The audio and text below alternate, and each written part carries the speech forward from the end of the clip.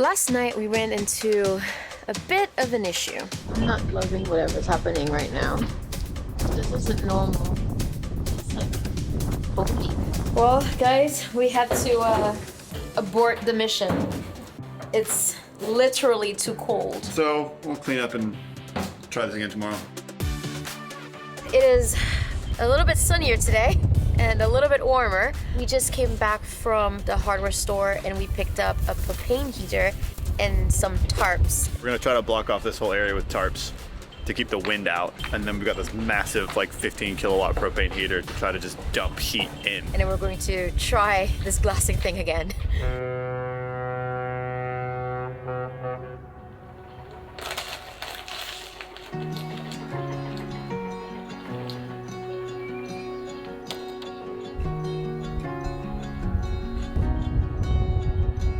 I like wiped off as much of the epoxy as I could last night with acetone, but either there's like a bit of blush or there's like a little bit of acetone-y sticky epoxy residue, like it's still a little bit tacky. So if it was just tacky epoxy, we'd just go over top of it again.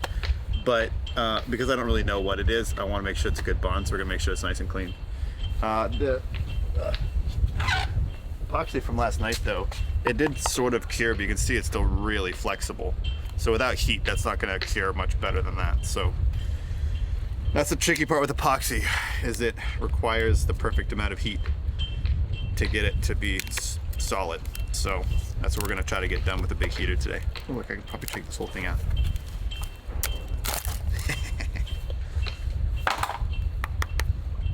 Yeah, it's still kind of soft. Cured okay though. You can see like this white foamy stuff on the side. That's what it was doing last night. And it's still like really flexible.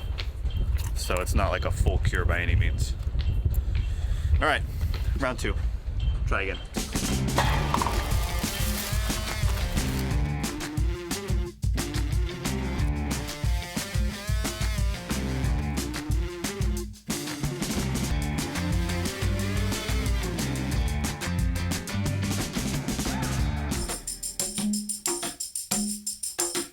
We're trying not to like seal it up too much in here because this heater is really, really powerful. And it is gas powered, so it also needs oxygen to burn. We don't want to die of carbon dioxide poisoning. But we are trying to just sort of like seal this area off a little bit from wind so that the warm air from inside the boat's kind of pushing out, and it's going to meet this warm air. And hopefully that gets it done. Jesus. You can see the flame. It's kind of ridiculous. Like we're going to have to make sure we're not, oh yeah. I already feel it here. All right, I think that's gonna work. That thing puts out so much heat, it's ridiculous. But we still have to wipe some stuff with acetone, so we're gonna shut the open flame off while we do that. Seems like a good idea. And then, yeah, we're gonna do some glass work down here. I think it'll be all right. As soon as we shut it off, it got immediately colder again. So I think we'll be okay as long as we don't catch anything on fire. I'm gonna keep this right next to me, just in case. You never know.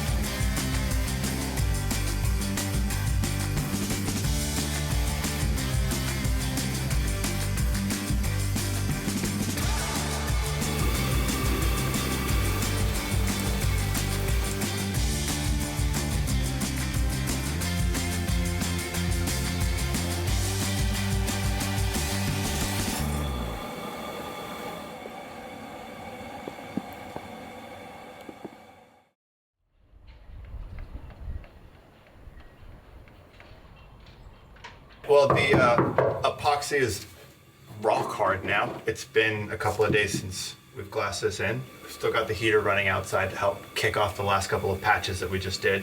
But there's like a nice warm updraft coming up through here now. Anyway, so next steps, I gotta smooth this out a little bit, make sure there's no like big bumps or anything in there with the sander, and then install the flange. These flanges are proprietary to Ocean Volt. The flange that we used to have underneath here was like a big round one, but that was so that you could install it over top of like a standard sail drive bed for people who are doing conversions, and that's the one that came with our first Ocean Volt. So we kept it for the second one. Although now that we're doing new installs, we can use these smaller ones, which are designed proprietary for Ocean Volts. This diameter is the same, but it doesn't have that massive ring around it, so we can save a little bit of space. So now I need to get the laser back out again and make sure that this is perfectly aligned so it's not rotating at all, because it does have like a little bit of play in it by a couple of degrees that I can kind of fine tune and adjust. And then drilling a bunch of holes, tapping that aluminum ring that's in there, and then putting the bolts in through that with a bunch of Sikaflex on here to seal it up. That's the plan, and it's gonna take a little while. We got 2 of them to do this time, so it's gonna take twice as long as last time.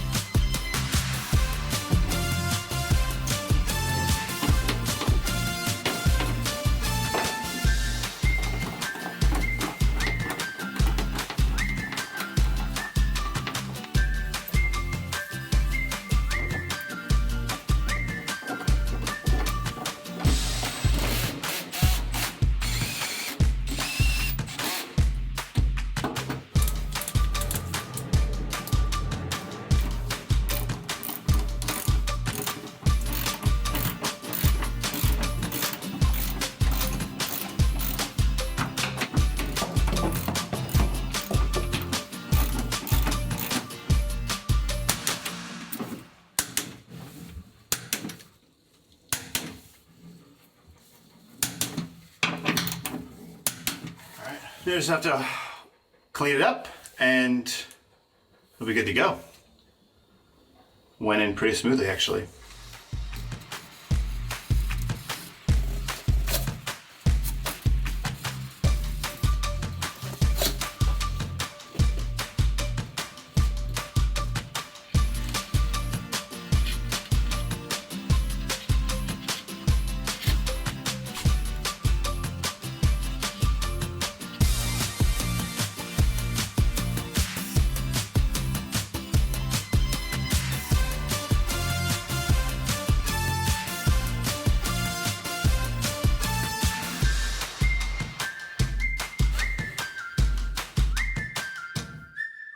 Cool. Second bed is installed. They're looking really good. Checked level on the phone and they're both still within phone accuracy of being the same. Now all that's left to do is to go outside and it's a mosquito. What's the mosquito doing in December? All that's left to do is go outside and grind down the patches we made a little bit, smooth them out, and then fair everything, prime everything, and this project, at least this phase of this project, will be done. They look really good though. I'm excited to have 2 of those things. It's gonna be awesome.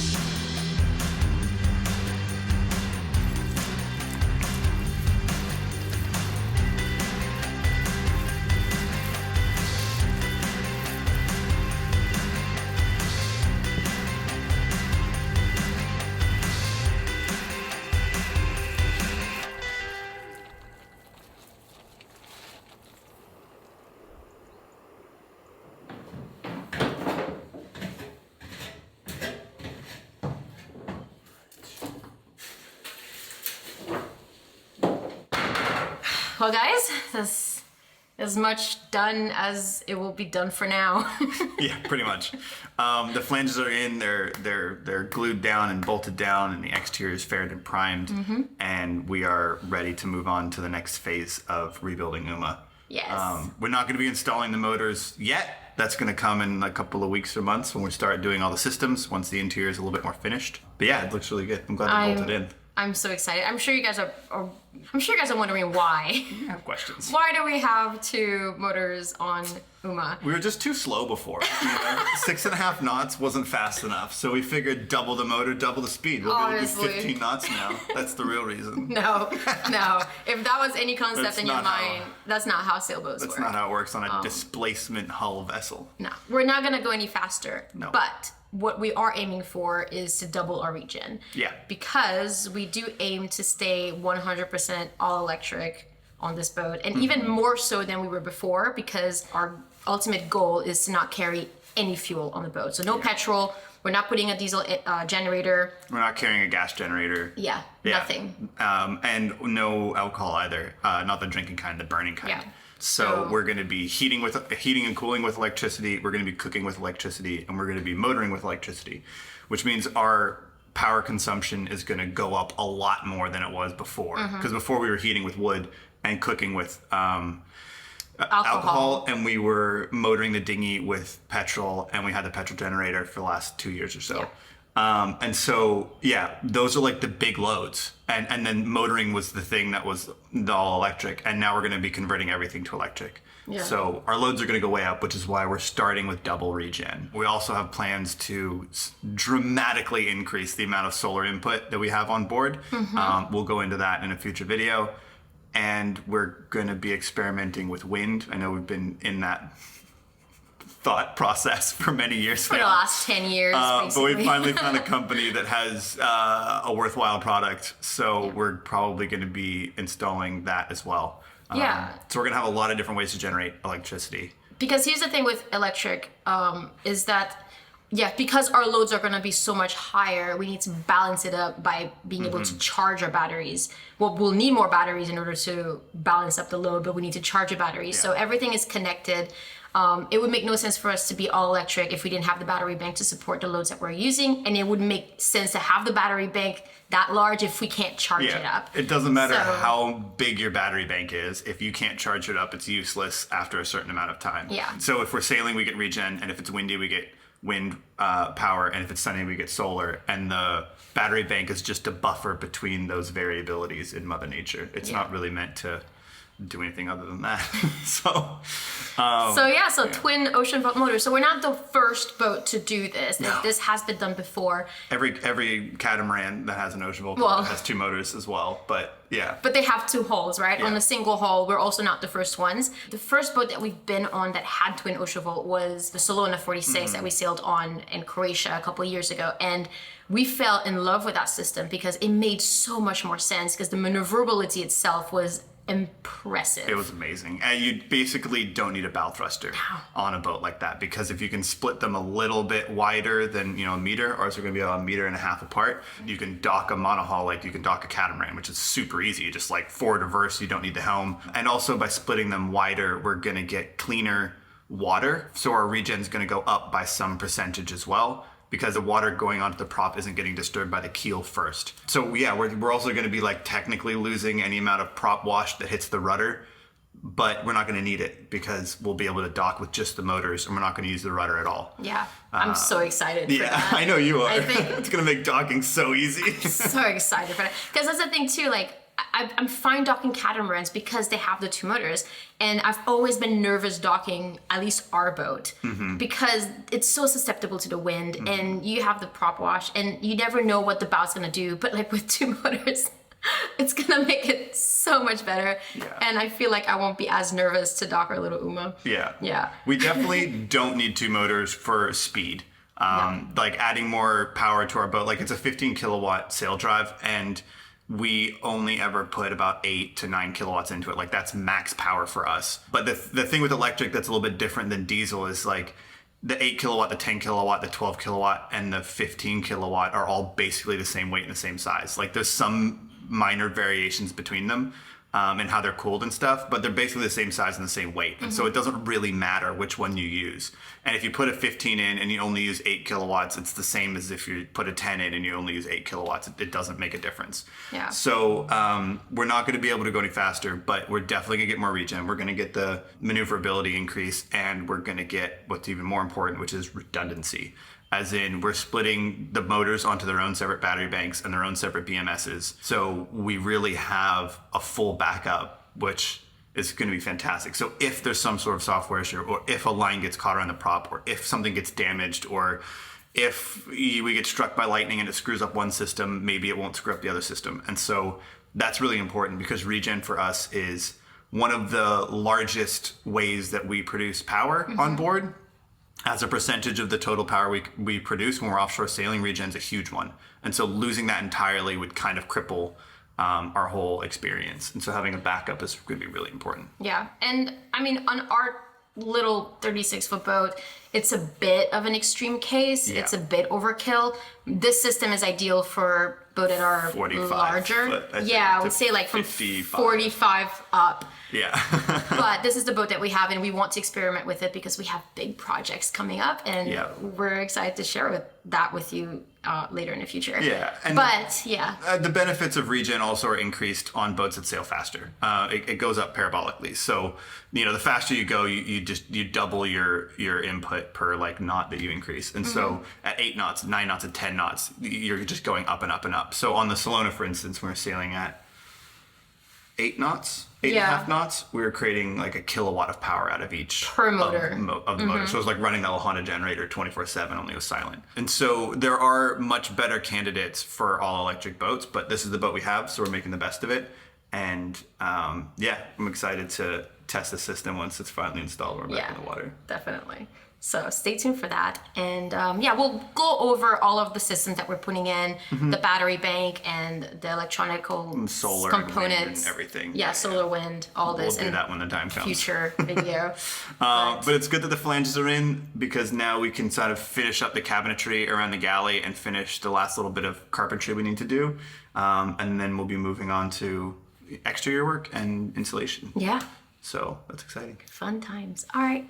Hope you enjoyed this video, and we'll see you guys in the next one. Cheers.